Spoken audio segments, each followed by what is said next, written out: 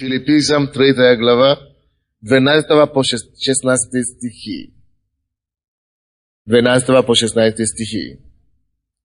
Говорю так, не потому, чтобы я уже достиг или усовершенствовался, но стремлюсь, не достигну ли я, как достиг меня из Христос Иисус. Братья, я не посчитаю себя достигшим, а только забивая заднее и простираясь вперед, стремлюсь к цели, почести вечного звания Божия во Христе Иисусе. Итак, кто из вас совершен, так должен мыслить. Если же вы о чем иначе мыслите, то и это Бог вам откроет. Впрочем, до чего мы достигли, так и должны мыслить и по тому правилу жить. Я проповедую сегодня на теме «Будем простираться вперед». Годовщина показала нам, кто есть кто, Бог или дьявол. Церковь, которая есть столб и утверждение истины, или беззаконие. Годовщина показала нам, кто есть кто. И мы, конечно, годовщина тоже, Библия говорит, что о каждом деревне следует судить по плодам. И о каждом дереве. Но мы видим, что наши люди приезжали со всего мира. И они слышали комплименты, что они говорили, слова, которые люди говорили, не комплименты. Реальные слова, которые люди говорили. На конференции пастыря, которые с России, с Беларуси, с Америки, с Прибалтики. Вы слышали, что они говорили о нашей церкви. Они говорили, нам повезло быть членом этой церкви. Оказывается, что больше люди хотели бы быть членом этой церкви, если бы они жили в Киеве, если бы они жили на Украине. Так что нам повезло. Мы благодарны Господу за честь быть в этой церкви. Нас хвалили, сказали, что такая церковь это мечта, даже в Америке. И мы хотим сказать, я просто хочу сказать, что мы не можем зацикнуться, или как мы говорим, зациклиться на достигшем, на то, что мы уже достигли. Мы не можем остановиться на то, что мы имеем сейчас. Это слишком мало. Почему? Потому что, посмотрите на общество. Сколько нас здесь? 4 тысячи. 5. Что такое 4-5 тысяч, когда 3 миллиона не спасен, в обществе живут? Или что такое 3 тысячи в обществе, где больше 200 тысяч наркоманов только? Братья и сестры, мы давайте будем продвигаться вперед. Это хорошо, что мы с вами уже спасены, мы идем на небо. Хорошо. Мы идем на небо. И я могу вам сказать, что это уже поздно для сатаны. Потому что, что бы он ни делал, я уже принял свое решение дойти до неба. И пока я не увижу Иисуса лицо к лицу, от убей. Сделай что хочешь. Проще убей, тогда быстрее туда дойду. И я знаю, что многие тоже среди нас уже приняли такое твердое, трезвое решение.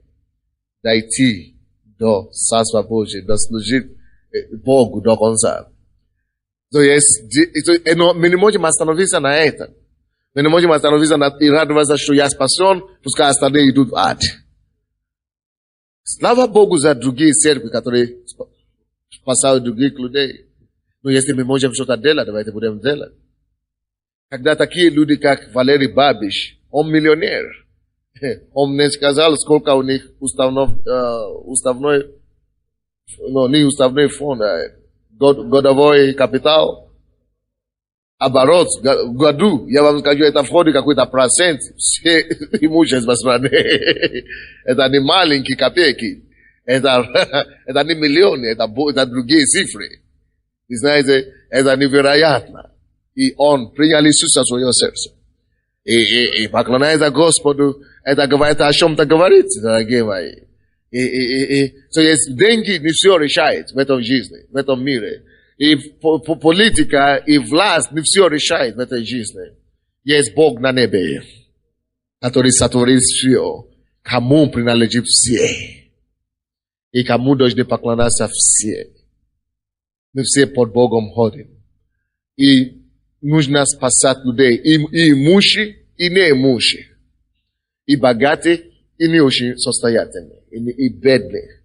Нужно спасать и наркоманов, и, миллионеров. Нужно избавить все от руки сатаны.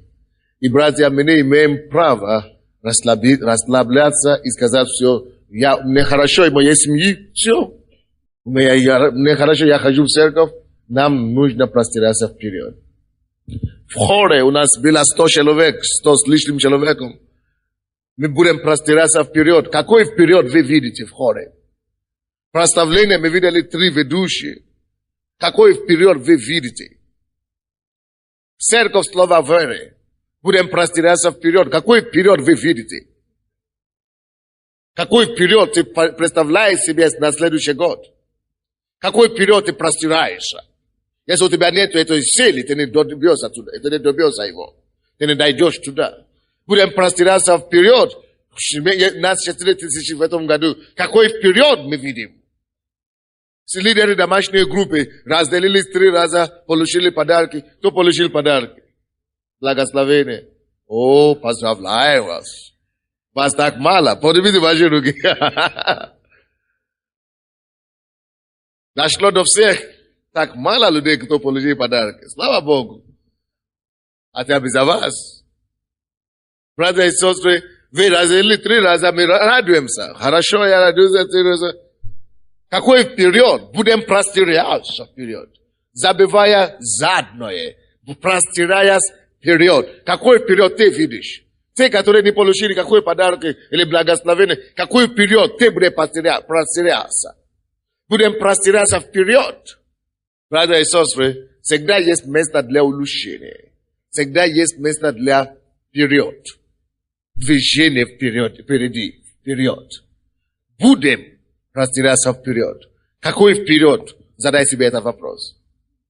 Боге будешь простираться вперед. Какой вперед? Задай себе этот вопрос. Познание Бога, служение Богу будут простираться вперед. Каким образом? Что ты имеешь в виду? Что это обозначает для тебя? Напиши себе в своем блокноте. В этом году буду простираться вперед в этом направлении, в этом направлении, в этом направлении, в этом направлении. Познание Господа. Спасение людей. На работе. Количественно. Качественно. Напиши себе, какие направления ты видишь. Или задумайся об этом, или проси у Бога. Бог не Господь, Он не Бог регрессии. Вы слышите меня? Бог, Он не Господь, который двигается назад. Бог есть Господь прогрессии. Прогресса. Он не Господь регрессия. Он Господь прогресса. Бог, Он Господь, Он Бог движения. Он Господь динамики. Его динамика это не в сторону и не качаться на место. Это вперед. Я разговаривал с одним братом сегодня. Он говорит, я хочу уволиться. Он является один большой человек в его работе. Он возглавляет один отдел, крупное предприятие. Он говорит, что значит уволиться? Он говорит, у меня вперед, чтобы на следующем году я буду стоял там вместе с братом Джонсоном, который Джонсон подарил людям подарки. Я буду вместе с ним стоять. Потому что у меня тоже будет такой же прорыв, как у него был. Я говорю, молодец. Молодец, человек имеет цель. Когда он сказал, что я буду уволиться, я сначала испугался.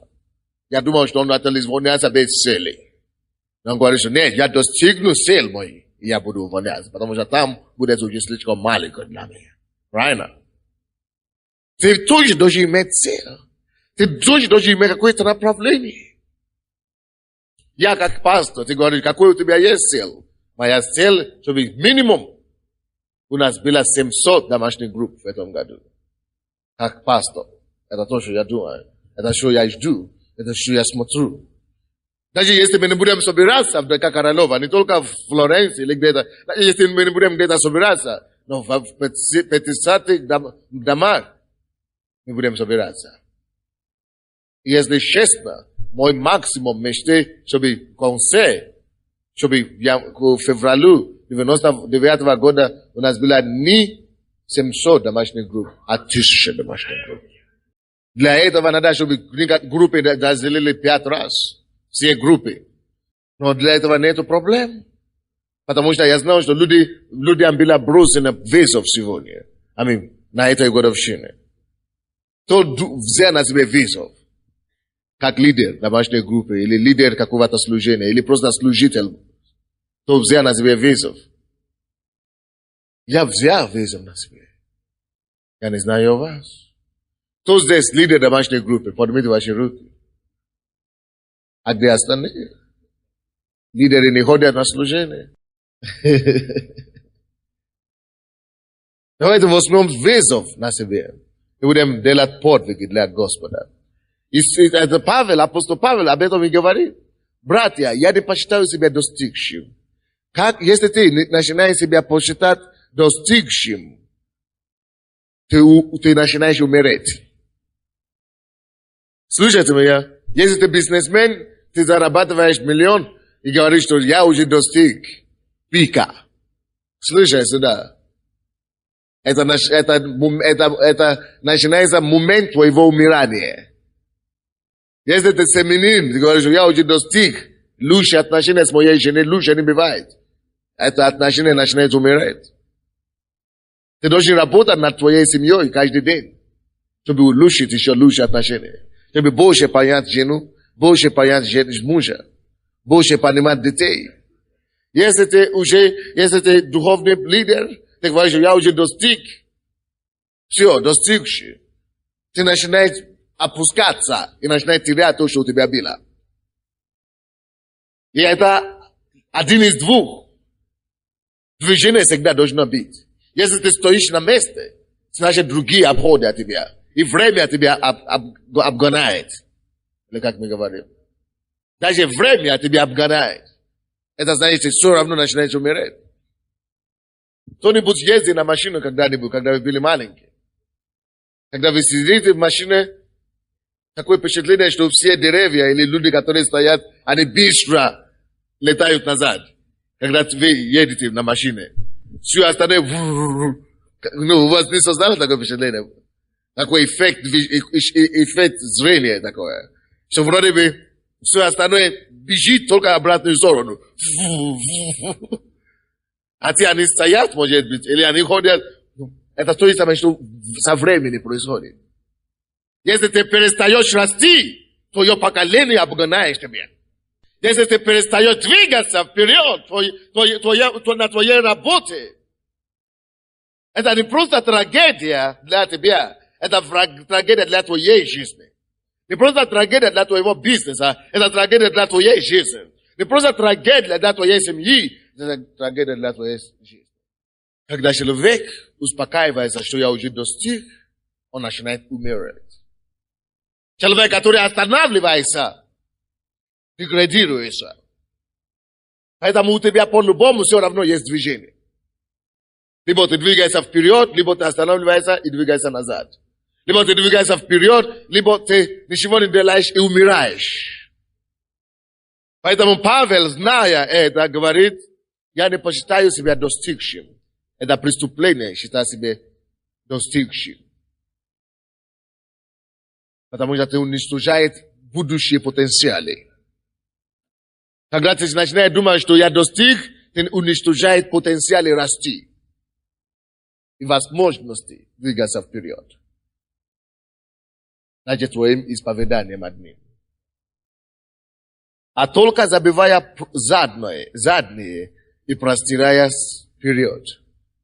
Братья и сестры, может быть, действительно, ты много чего делал вчера, в прошлом. Ты был добрым. Но никому не нужна твоя вчерашняя доброта. Всем нужна сейчас твоя настоящая доброта. Он говорит, что он вообще-то неплохой человек. Он был неплохим. Только сейчас у него такое пошло.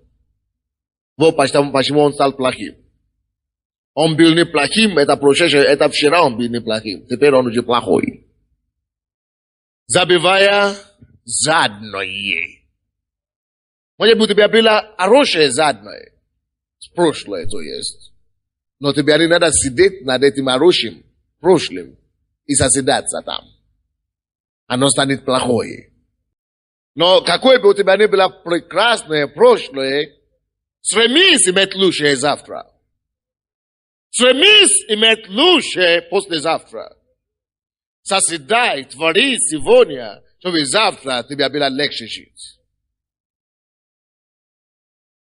Забивая задное. Думай не о прошлое, то, что ты добился или достигнул. Это мой сын там плачет, по-моему, нет? Думай больше и лучше о том, то, что тебе еще предстоит делать. Вы слушаете меня? Занимай больше твоего времени. Пускай больше времени твоего занимается тем планировкой того, что ты планируешь делать через завтра, послезавтра, через год. Я живу так. Моя жизнь, все то, что я делаю сегодня, большинством своем, я делаю вещи сегодня, осознавая, что я строю фундамент на послезавтра. Все то, что я делаю сейчас, это с учетом. Вы слушаете все? Духовные свои административные, которые окружают меня. Все то, что я всегда делаю, какие-то задания, которые я говорю людям делать, это всегда имеет что-то, какая-то связь. Пятилетний минимум, 5 лет вперед, отсюда, сегодняшнего дня. Серьезно, пятилетней давности. Но если ты не можешь думать на 5 лет вперед, может быть, у тебя получится думать хотя бы на 2 дня вперед. Начни закладывать камни на твое завтра. Что я имею в виду? Я всегда делаю такой пример. What country do you come from? And what is your nationality? Why are you dressed in black? Я не понимаю, по-моему. Ты по-английски не понимаешь? Сиди. Сколько тебе лет? 45 лет, и он не понимает по-английски. Не его возраст виноват, что он не понимает по-английски.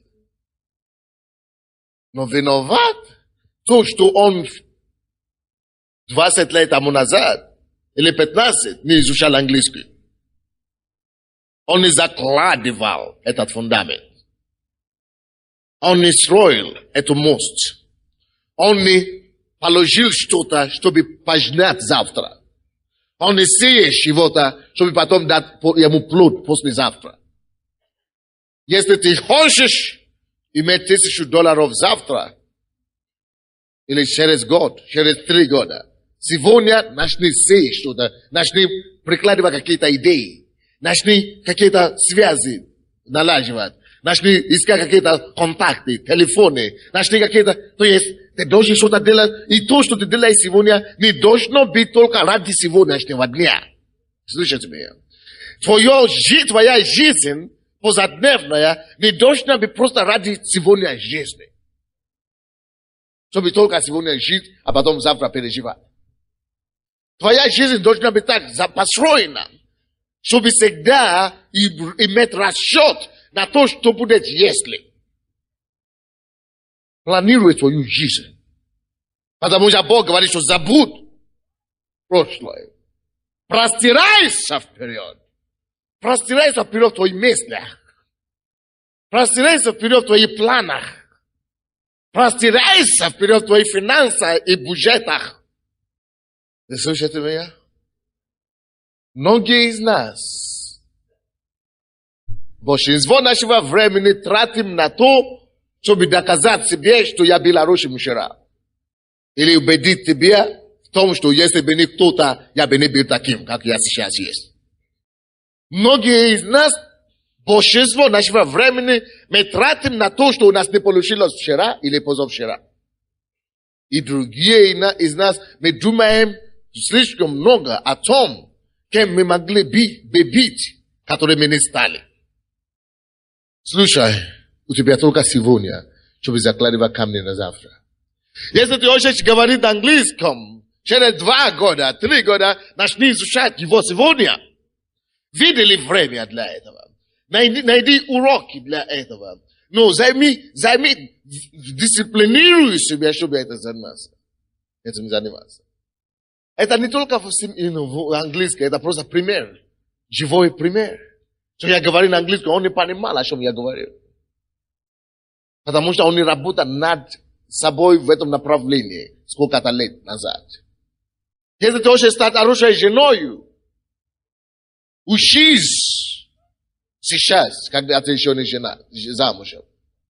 Найди литературу. Не жди, пока тебя сделают приложение. Если ты хочешь, если тебе 10 лет, 12 лет или 13 лет, и ты хочешь хорошо провести и пройти через твой подростковый возраст, начни покупать литературу об этом временном кризисе. Это время кризиса для молодежи. Если ты хочешь, чтобы твои дети прошли хорошо, это их подростковый возраст. Начни покупать им книги, снабжай их, учи их заранее об этом времени. Подготовь их к тому, что изменения придут. Кто-то скажет, мои дети слушаются меня. Это потому что им 10 лет. Когда им станет 16 и 18, поймешь, насколько они тебя будут слушать. Ты должен подготовить их к этому. Закладывать камни, изучай сам литературу. Это не потому, что они не хотят слушать. Это потому, что это возраст такой. Время кризиса. Они сами не знают, что с ними творятся, если они не подготовлены к этому. Они захотят быть самим собой. Ты должен это им сказать, чтобы они это уже знали и были подготовлены. О чем еще я могу взять? О всем аспекте жизни, простираясь вперед, забивая задом. Стремлюсь, у Павла была цель, к которому он стремился. Он говорит нам об этой цели в 14 стихе. Стремлюсь к цели, почести, вечного звания Божьего во Христе Иисусе. Братья и сестры, у нас всех есть какое-то звание во Христе Иисусе. Кто-то имеет звание стать учителем. Кто-то имеет звание стать интеллектуалом или ученым. Кто-то имеет звание стать матерью, просто матерью, воспитать детей. Кто-то имеет звание просто стать хорошим семенином. Кто-то имеет звание стать кем угодно. Это по жизни. Такие звания, такие цели у нас по жизни. Такие цели мы ставим перед собой. Мы хотим стать инженером хорошим, бизнесменом хорошим. Это неплохо. Но когда вы приходите к Христу, Он не собирает это от вас. Но во Христе Иисусе мы все имеем одно большое призвание. Все, которое всем принадлежит. То, о чем Павел здесь говорит. Стремлюсь к почести высшего звания. Слушайте. Тебе и мне принадлежит высшее звание от Бога. Ты не имеешь низкое призвание. Слышите меня? Наше призвание не низкое. Наше призвание это не быть алкоголиком и, разводным, или просто быть, негодяем в обществе. Наше призвание, мы призваны быть высокими личностями. Мы призваны не быть троечниками, тем более двоечниками в школе или в институтах. Библия говорит, мы имеем почести высшего звания. Если ты занимаешься бизнесом, ты не призван быть банкротом.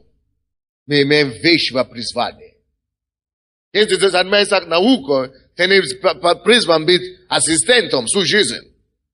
Мы имеем высшее призвание. Слушайте, стремлюсь.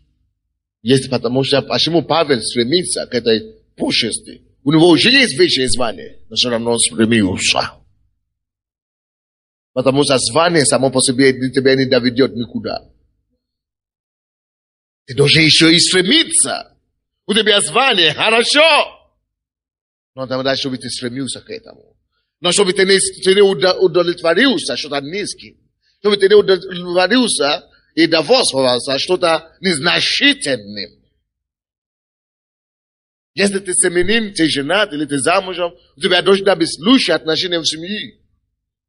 Стремись иметь лучшие отношения с женой или с мужем. Я всегда стараюсь слышать все жалобы моей жены. Я думаю по-другому, конечно. Вы знаете, как мужья думают, что я не такой, я прав.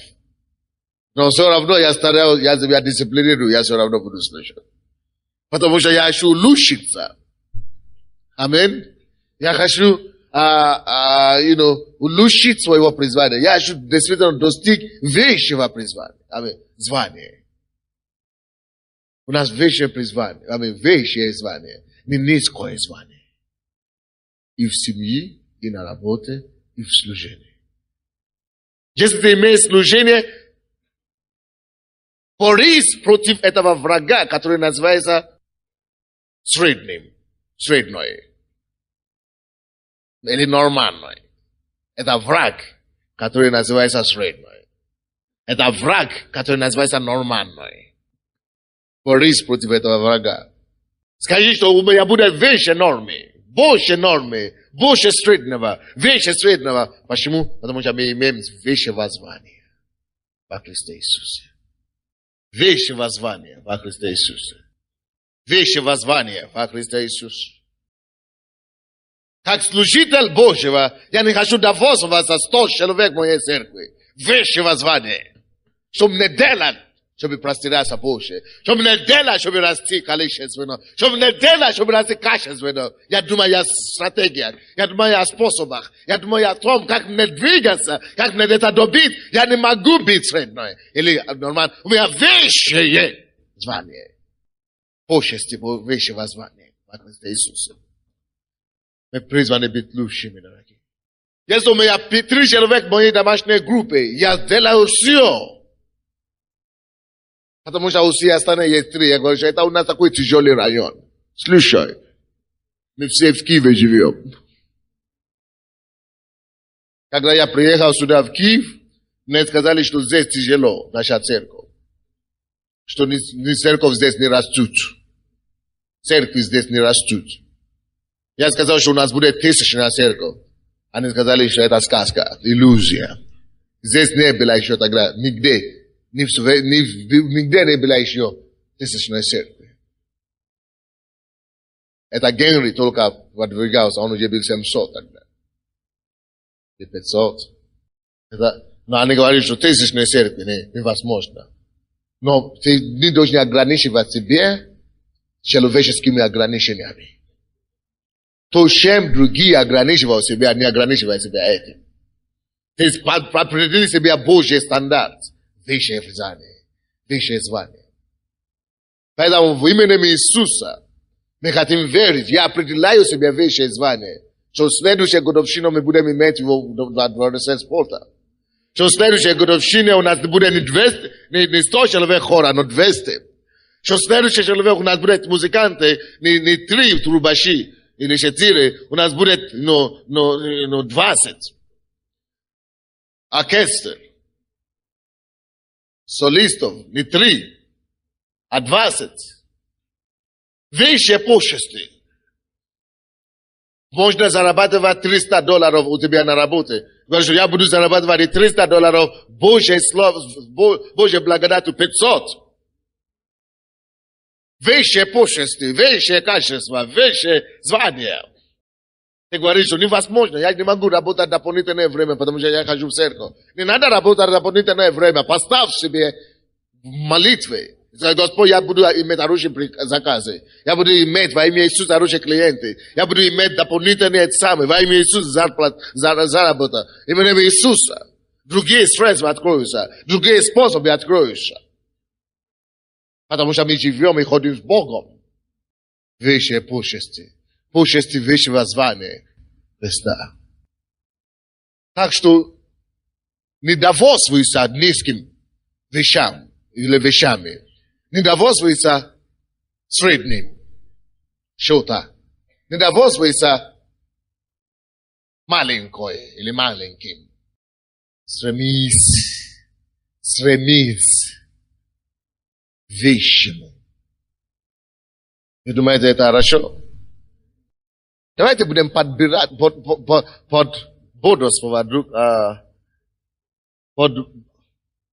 подбадривать друг друга. Будем подбадривать друг друга. Потому что Иисус, Он купил нас высокой ценой, не маленькими ценами, поэтому мы не должны довольствоваться маленькими вещами. 1 Коринфянам 6:20. Откройте. 1 Коринфянам 6:20. Написано, ибо вы куплены дорогою ценою. Слушайте, если ты во Христе Иисусе спасен, верующий, ты куплен дорогой ценою. Пойми, что это обозначает? Это обозначает, что ты не дешевка. Вы слышали, не? Это значит, цена на вас была поставлена очень высоко. Ты не дешевка. Вы куплены дорогою ценой. Я тоже куплен дорогой ценой. Поэтому я хочу достигать максимум для Бога. Он меня искупил. Я служил сатане хорошо, когда я был в миру. Грешил здорово. Поэтому я хочу служить Богу хорошо. Потому что Он меня искупил от сатаны не дешевой ценой, а дорогой ценой. Господь помоги нам, как церковь, достигать максимум. 1 Петра, 1 глава, 18-19 стихи. 1 Петра, 1 глава. Дети, если вы дети, вы живете в родительском доме, в вашем доме, вы должны быть сами послушные. Вы слушаете меня? Простерись вперед в твоем послушании, своим родителям. Будь примерным ребенком, самым лучшим семьи. Вообще, когда-нибудь в истории вашего родства вообще. Это самый лучший ребенок, который когда-то жил в этом доме. Если ты верующий, ты ходишь в церковь, и ты споришь с родителями, дерешься с ними, какой выше пущести у тебя тогда? Вообще низкое пущесть. Низкий человек. Это низкий человек низкого нрава. Дерешься с родителями, или спорить, или не может, Мы должны быть высшего звания во всем. Даже в наши отношения с родителями, коллегами и так далее. Мы имеем хорошее звание, хорошее призвание. Мы куплены дорогой ценою. Мы высоко стоим. 18-19 стихи. Зная, что нетленным серебром или золотом искуплены вы от суетной жизни, предано вам от отцов, но драгоценной кровью из Христа, как непорочного и чистого агнца. Видите, нетленным серебром и золотом искуплены мы от суетной жизни. Кто думает, кто верит, что он искуплен от суетной жизни? Я задам этот вопрос еще раз. Кто верит, что он искуплен от суетной жизни? Кто это я? Хорошо. Следующий вопрос. Кто из вас еще пребывает в суете? Молодец. Правду сказал. Он громче всех кричал, что он искуплен от суетной жизни. Оказывается, он сам еще в суете живет. Вы слышите меня? Если ты искуплен от суетной жизни, ты не будешь вести суетную жизнь, потому что ты искуплен от нее. Пускай будет поменьше суеты в вашей жизни. Побольше собственности. Substance, what they call it. Побольше суть, содержание. Аминь. Пускай будет побольше содержания и сути. Первоосновное. Пускай будет побольше в вашей жизни. Мы искуплены от суетной жизни. Я хожу в гости к людям, когда я выхожу из церкви, То есть, когда меня приглашают в гости, максимум я поставил себе это, когда я еще был студентом еще. Я говорю, максимум я не могу быть в гостях больше, чем 2 часов. Как бы там интересно бы не было. То бы это не был высокопоставленный. Свадьба или не свадьба. Не важно что. Я там побуду 2 часа, это максимум. Остальное остается суета. Я собираюсь, иду домой. Это для себя, я не говорю о вас. Я бывал в гости, час, 45 минут, 2 часа. Только если экстремальные ситуации. Допустим, умер мужа моего пастора, допустим, я был там целый день. Но вообще-то, нормальные вещи, я не бываю, я не трачу мое время драгоценное. Если даже я там, я вынужден там быть больше 2 часов, я выхожу в туалет или на улицу, чтобы молиться пару часов. Аминь. Или читать Библию, или чем-то другое полезное заниматься. Или на свадьбе, где-нибудь еще. Я искуплен от суетной жизни. Я даю себе отсчет. Моя жизнь больше не принадлежит суете. Я искуплен. Я искуплен. Разве это не красиво? Разве это не счастье? Разве это не счастье? Поэтому у меня не может, не получается грех. Потому что если посидейка, то есть, чтобы сидеть на это самое, надо там больше 2 часов обязательно тратить. Поэтому у меня не получается, поэтому я туда не иду. Поэтому нет времени для суетной жизни. У меня не получается дискотеку, надо больше времени тратить, там я туда не иду. Это суета. Мы имеем высшие почести.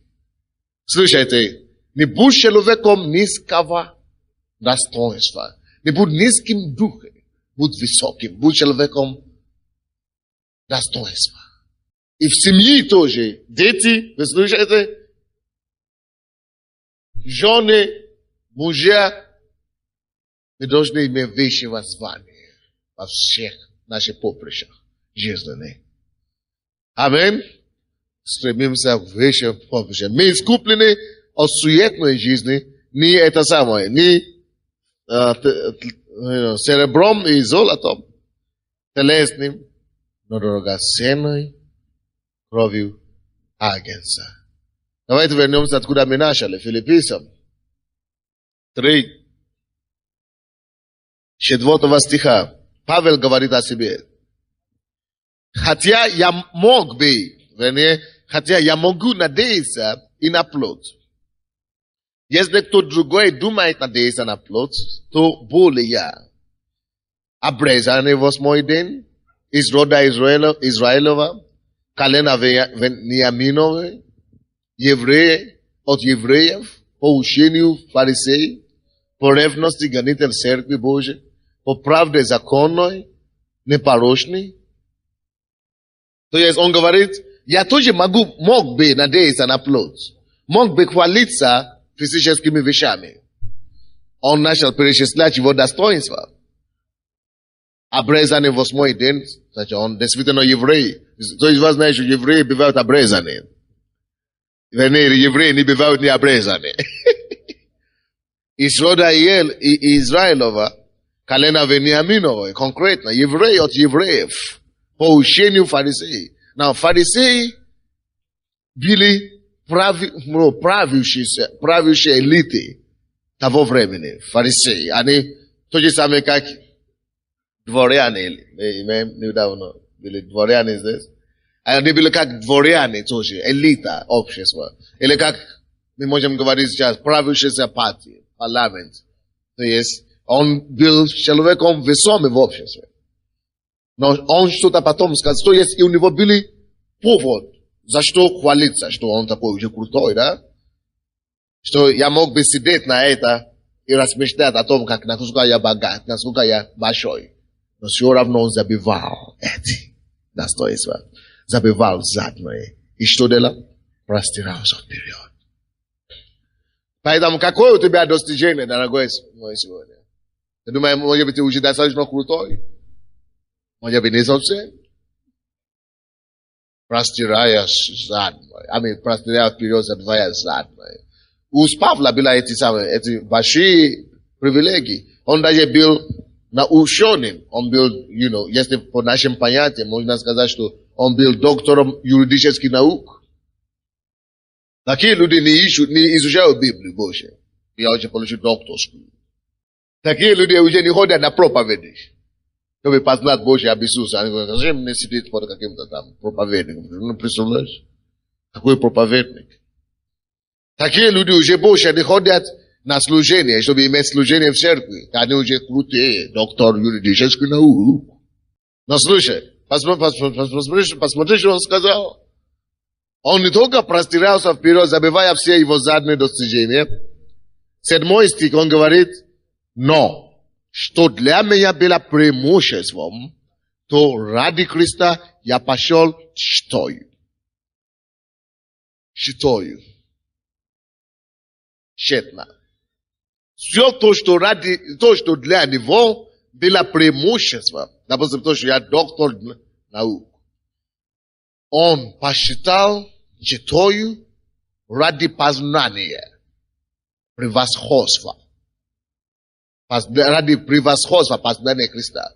Братья и сестры, позвольте мне вам сказать, что познание Христа превосходнее или превосходит над любым другим знанием. Я был вчера, моя жена защитила, у нее был день рождения вчера, и она защитила диплом тоже вчера. Двойной праздник у нас был. И я был там на кафедре у нее, там она защитила, по-моему, с отличием закончила. Короче, ее выделили с отличием, да, с отличием. И они ее выделили как самой такой хорошей студентка и вызвали ее в кабинет. И я там был с ней, гордый муж.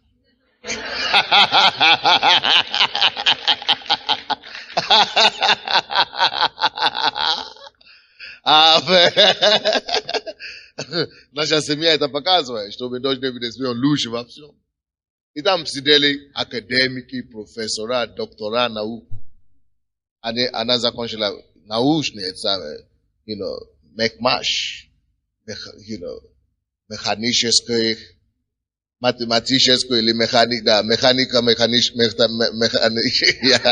аллилуйя, я уже все. Механика, математическая наук или что-то такое. Короче, не разбираюсь. Я другое направление.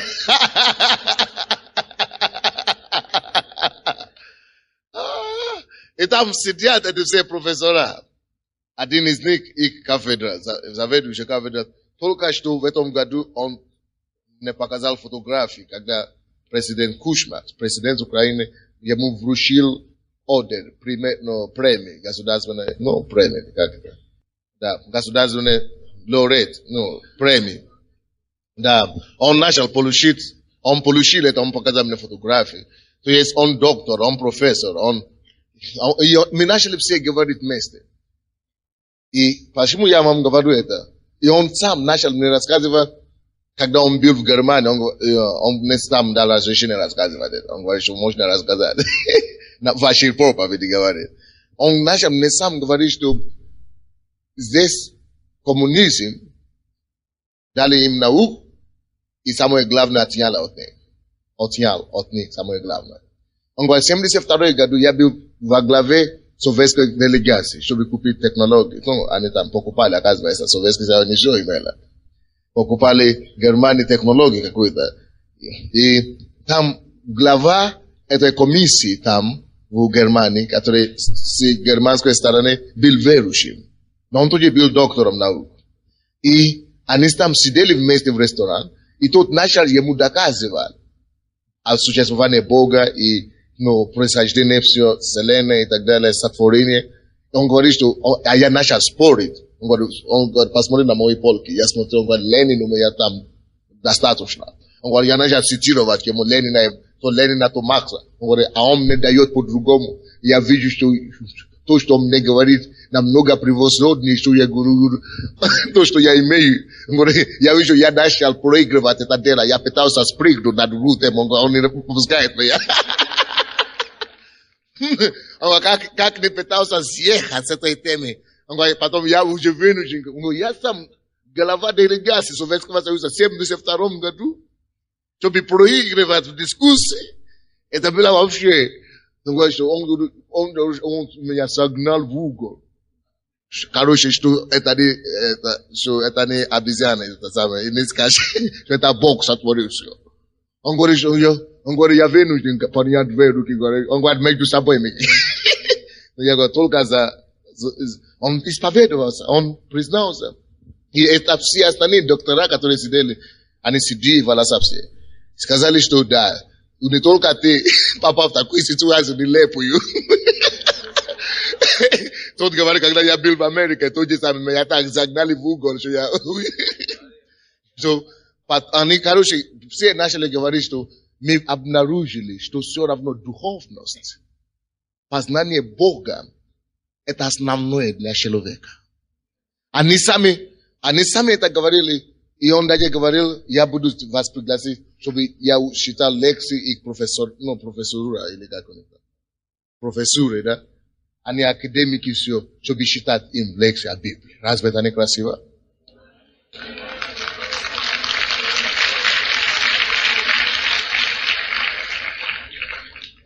Он говорит, если мне здесь не разрешат, я подумал, как по-другому, чтобы меня разрешили. Серьезно. И они начали исповедоваться, что, то есть, это согласно тому, что Библия говорит. Он говорит, все то, что он достиг, он посчитал защитою ради познания, ради превосходства познания Христа Иисуса. Братья и сестры, есть превосходство познать Христа Иисуса. Я разговаривал с одним человеком, где-то лет 5-8 лет назад. Он коммунист такой, ярый, был. Да, он был секретарем компартии. И, да, областной компартии. Он сейчас, по-моему, уже покаялся. Короче, он приходил домой, да, он приходил домой к себе в селе. Он говорит, я рос, бабушка воспитывала меня, что есть Бог. Но я поступил в школу, а там нас учили разуверовать. Я стал большим отличником, и стал секретарем комсомола, а потом секретарем партии. Он стал большим человеком в Москве. Он жил в Беларуси, его потом переселили в Москву. Там он стал большим человеком. И когда он приезжал раз в полгода в селе бабушка всегда цитировала Библию. Он говорит, я пытался в течение 10 лет, что это позор для меня, чтобы моя бабушка был верующим. Это позор, он говорит. Что партия не должна знать, что его бабушка верующая. И он пытался со всеми его знаниями. Он говорит, когда я приезжал в село, я набираю цитаты и читаю специально всякие доктрины Маркса и Ленина, чтобы переубедить бабушку, которая вообще не грамотна. Представляешь? Она еле-еле 3 класса закончила, только умеет читать и все. И она читала только одну книгу Библию. И он говорит, я приезжал со всеми своими цитатами из Ленина и так далее. И я начинал разговаривать с бабушкой. Он говорит, и в конце концов я ощущал, что бабушка меня, конечно, гонит в угол. Он говорит, я все разворачивал и превращал в обиду. И начал обижаться. Я всегда уезжал с обидой, он говорит. Потому что я не мог ее переубедить. Я говорю одно, она свое. Он говорит, каждое ее слово, как это самое, молот. Как молот. Что это разбивает все мои теории, все мои тома. Она только цитирует одно место Писания, говорит, это разломает все мои экзамены. Говорит, я Макса, а он Павла. Я Павла. Я Jenkins, а он Иисус.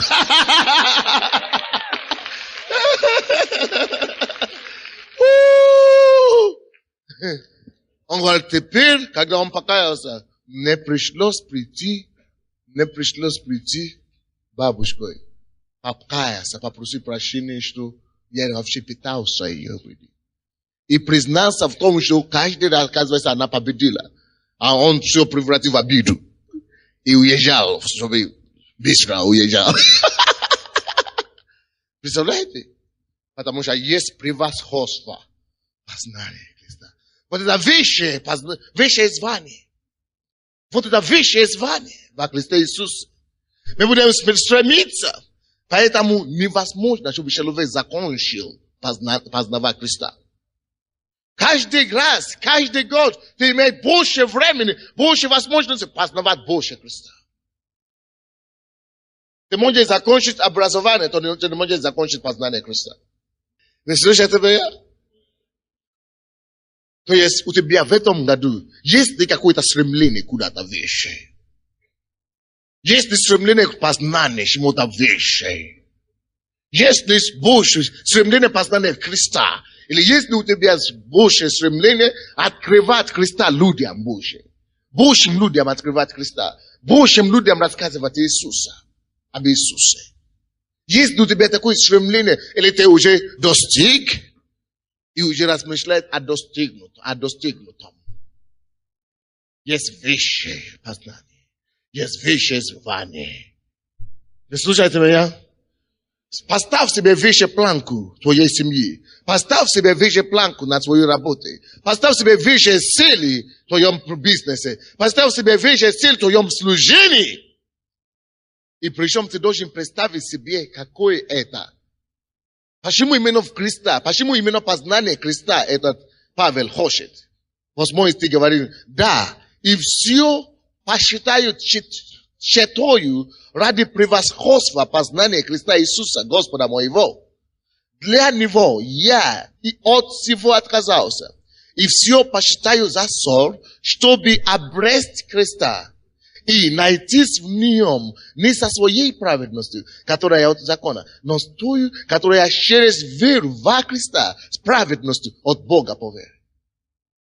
Братья и сестры, он говорит, он дошел до такого, что мы бы с вами назвали крайностью сегодня. Он пошел дальше, что он не только посчитал все за счетою, то, что у него уже было, он вообще посчитал все за сон, забывая прошлое, простирая познание Христа, ради того, чтобы он был найден во Христе Иисусе. Слушай, я не говорю о том, что отказываешься от работы или от бизнеса. Я говорю о том, что во Христе Иисусе у тебя есть неограниченное пространство, куда нужно расти. Слушайте меня. Я говорю о том, что ты можешь, только небо твой лимит. То есть во Христе Иисусе, если ты поставишь Иисуса как фундамент твоей жизни, если ты поставишь познание Иисуса первое, нет ограничений для твоего успеха в будущем. Вы слушаете меня? Все через него начало быть. И нет ничего, что начало быть, что не было через него, через Иисуса. Это Он совокупно всего, видимое и невидимое. Разве это не интересно? Поэтому познание Его есть для нас суть всего. И когда мы познаем Его, мы познаем созданное им. Тогда все возможно нам во Христе Иисусе, возлюбившего нас. В этом году, который перед тобою, что ты видишь, простирая в какой период? Какой период ты видишь? Не просто хороший период, большой период, но конкретно цифры, конкретно цель, отметка, конкретно задача. Какой период семьи твоей ты простираешься? Ты будешь простираться. Какой период на работе? Простирайся, будешь простираться. Какой период в бизнесе? В твоем призвании? Какой период высшей почести звания Христа? Звание Христа. Это говорится о том, что без Христа у нас нет звания. Без Христа у нас нет настоящего. Без Христа у нас не будет завтрашнего дня. Но во Христе Иисусе все можем, укрепляющим нас Иисусе Христе. Филиппийцам 4:13. Почему есть превосходство познания Иисуса? Не потому что бизнес плохо, не потому что государственным деятелям плохо. Это все хорошо, но во главе всего познание Христа. Почему познание Христа на первом месте? Потому что все пройдет. Только Он не пройдет. Все пройдет. Языки умолкнут. Пророчества прекратятся. Но Иисус, вначале было Слово, и Слово было у Бога, и Слово было Бог. Это Слово было в начале, и оно не прекратится, не прекращается. Вы слушаете меня? Он не перестает бить.